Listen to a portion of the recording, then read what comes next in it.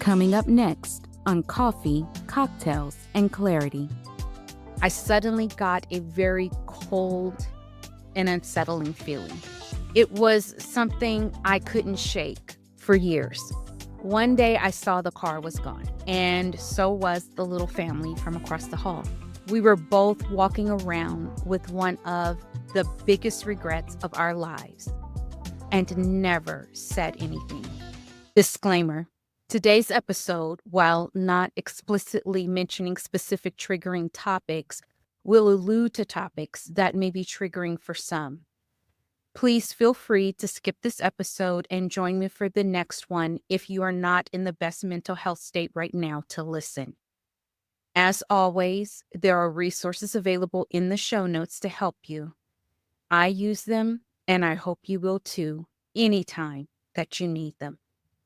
I've rarely talked about the situation I'm going to talk about today. While I am centering myself in this particular situation, I want to say unequivocally that ultimately, it really isn't about me. I can only share my perspective as the outsider that was looking in and say to you that it is one of two situations in my life that I regret. I may have said this in previous episodes. If not, I'll share it here or repeat myself. I have one major philosophy in life. That philosophy is this: I don't believe in regrets if you learned from your mistakes. While I did learn from this particular situation, it's still a big, if not one of my biggest regrets. It's a situation that I'm still trying to forgive myself for. Honestly, I don't know if I ever will. It all started with the quiet, blonde-haired, blue-eyed little girl who lived next door. Hey girl, have you been looking for a safe space for women to have authentic conversations around everything that impacts our life, careers, and relationships? I'm Shy Boston, and on this show, I talk about all things connected to our personal and professional development so we can live our best and authentic lives. Grab a drink, sit back, and let's have a chat. It's time for some coffee, cocktails, and clarity. Today, I'm drinking some Stella Rosa Black. I wanted a little something mellow, and this fits the bill. So what are you having today? Something that I hope is helping you to be mellow as well. Maybe it's tea or coffee, hot water with lemon, or a nice little libation. Whatever it is, let's take our sip together.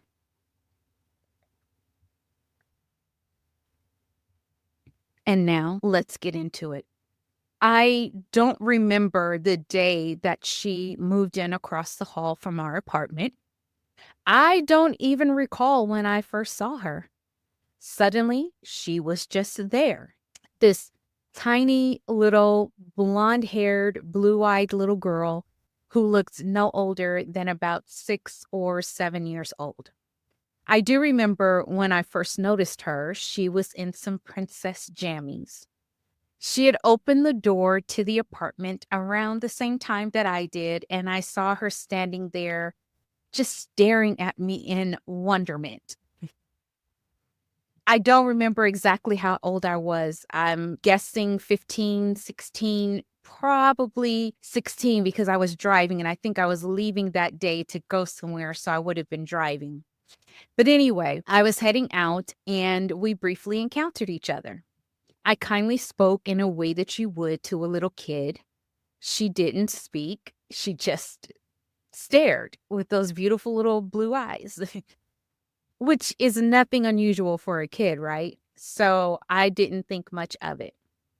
I recall seeing just over her head into the apartment, and I saw that it was relatively empty. Didn't really see a whole lot of furniture, but the way that our apartments were set up, I just figured it might have just been the angle because you'd have to go into the apartment and go around the kitchen in order to actually come into the living room area. So I just figured it was the angle. Anyway, I just went on about my day after that initial encounter.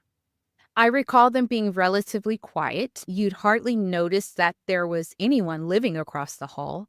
There would be the occasional run in with the mysterious little girl where she'd stare in just wonderment, or maybe it was just sadness, a pleading. And thinking back on her eyes, I don't really know what I saw. And wonderment may not have been it. No matter what, I'd try to give her a smile. One day, I noticed that her dad, or the person I presumed to be her dad, was there with her. He was tall, blonde, blue-eyed, I believe, hair kind of swept to the side a little bit. You could tell there's a little bit of a receding hairline.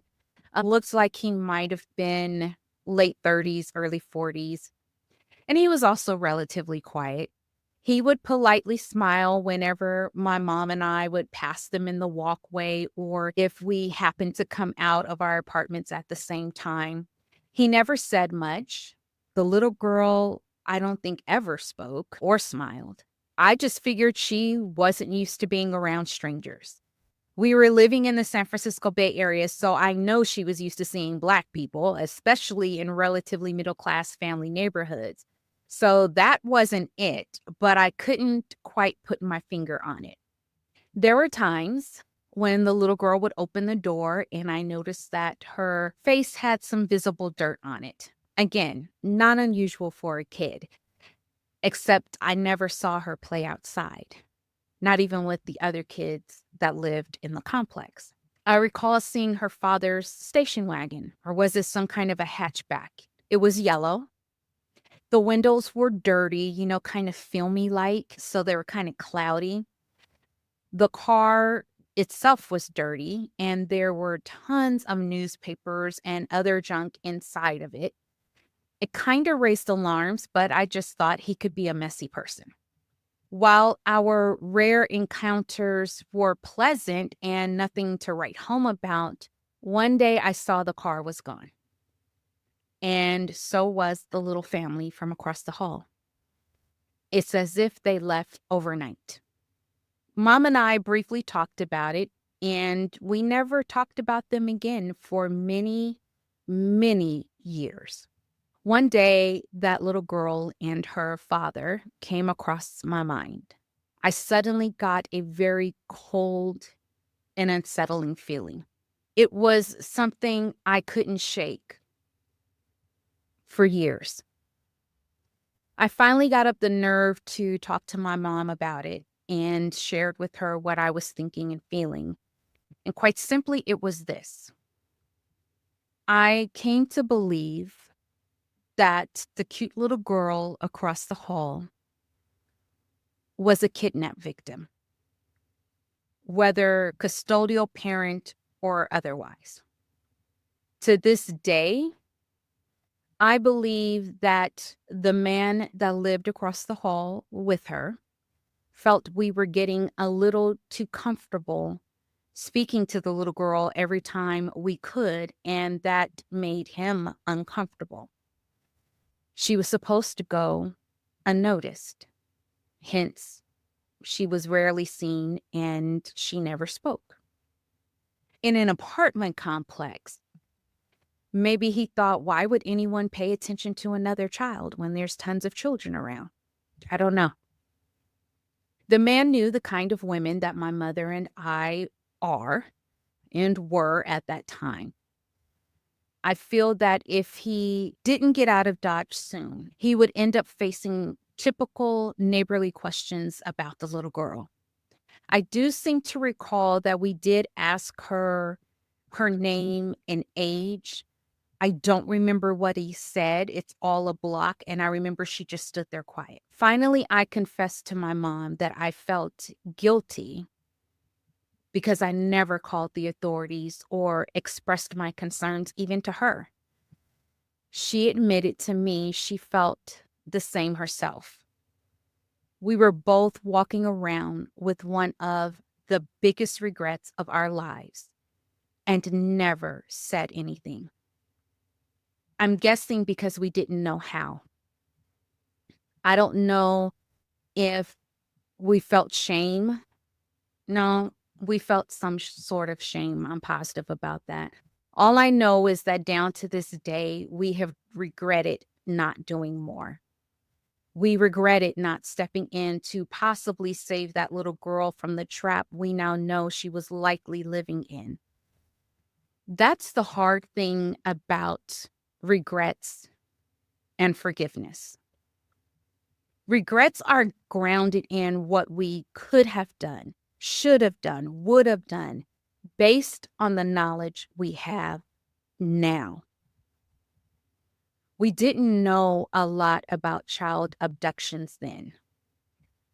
Fortunately and unfortunately, they were rare and not as commonplace as they are now. It wasn't something widely talked about and not something the public was widely educated on. Just a few years prior to this, kids were being taught about child protective services and how to report abusive situations at home. But nobody told us what to do, when, or how to assess if there was a possible kidnap or exploitation victim in our midst. We knew about stranger danger for sure. But that was if you and your friends were playing outside, walking home from school, or the mysterious van was coming down the street and it wasn't your usual ice cream truck. Nothing about recognizing a potentially dangerous situation for someone else that may look somewhat normal was ever taught to us. After the regrets kick in, you're now fighting to forgive yourself. Forgiving yourself for not acting. Forgiving yourself for not speaking up. Forgiving yourself for not paying attention to the warning signs. Forgiving yourself for not knowing what you didn't know. Forgiving yourself for not forgiving yourself. And then that brings up even more questions. How do you forgive yourself for something you didn't know or weren't educated about? How do you forgive yourself for not taking action when you didn't know you should take action, or when you felt a hunch in your gut and ignored it? While you may not have dealt with a situation like this, have there been other situations you have dealt with that filled you with so much regret that it's been challenging to forgive yourself? Do these questions resonate with you and even make you feel some type of way? I want you to take a moment and breathe. This is a safe space to feel those feels and admit to those weighty feelings. One of the most important things I want you to take away from this, and believe me, it's a lesson I am constantly working on remembering, and it's this. Regrets and forgiveness are two sides of the same coin. If you don't use the coin right, it will have little value for you. I'm going to take a sip right now. Regrets are only valuable in the sense that they show us we have grown and matured. Perhaps life experiences or new knowledge allows us to see things differently than we did before. That's why we usually regret something. That is valuable. That's the only thing I want you to walk away with when it comes to regrets. When you look at it that way, there's no additional burden from the woulda, coulda, shouldas. It's simply recognizing that you know more now than you did then. Being better informed means you can now make better decisions. You can take different actions. That, my sister friends, is a relief. not a burden. Forgiveness, well, that can take a little longer and requires real effort on our part. How do you forgive yourself? The reality is that it takes work to forgive yourself for where you were and the knowledge you had then based on the knowledge you have now. When you can say, I know better now, you can do better. That one statement alone allows you to show yourself some grace, some mercy, some compassion. So you forgive yourself for where you were then and the knowledge that you had then based on the knowledge you have now. You know better, so you can do better. You simply didn't know what you didn't know. That doesn't mean that, depending on the circumstances, there may not have been ramifications for not taking the actions you would now. The ramifications of my not trying to do more at that time is that I will never know the truth. I will never know what happened to that little girl. I will never know how her life turned out. In giving myself some grace, I was able to start the process of forgiving myself. No, I have never fully forgiven myself. I am trying. I don't know if I ever can. It's a work in progress. And I'm sure it'll be the same for you, that forgiveness will be a work in progress. While I do encourage us to forgive ourselves, especially for our own healing, I also get that forgiveness is a complex emotion with so many layers. It's not always as straightforward as we'd like it to be or as clean and smooth as we'd want. Nonetheless, it is worth the effort. Forgiveness allows us to remove the weights and burdens of shame and judgment that often holds us back from healing emotionally, mentally, and physically. Forgiveness allows us to keep doing better, to take action and move forward. Forgiveness doesn't have to happen overnight. It could take months, years, or even decades, like it has for me. The point is, let's work to forgive ourselves for those situations we are holding in our bag of regrets. And while we're at it, let's empty our bag of regrets and see what we learned. Then put that book on the shelf and don't pick it up again. There's no need to be weighed down by regret and lack of forgiveness. We have more to gain from working to let them go than holding on to or holding back from them. Simply take it one step at a time.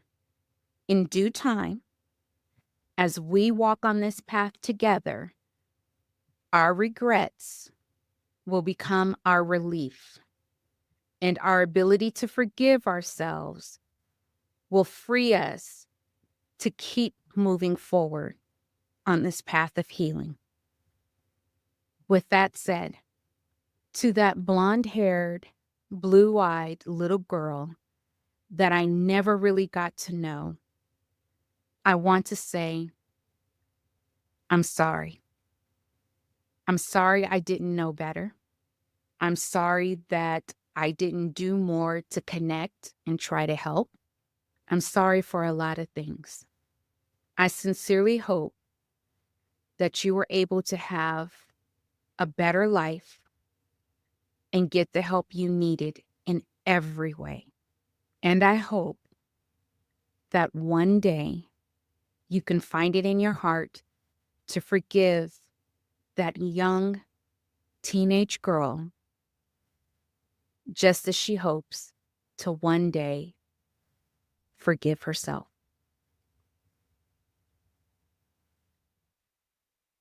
So, what did you think about today's episode and topic? I'd love to hear your thoughts, or you can tell me how you're going to use today's information in your day-to-day life. You can do that by leaving me a message on my fan page at fanlist.com/coffee cocktails clarity. In the meantime, may you and yours be safe and well until we meet again for more coffee, cocktails, and clarity.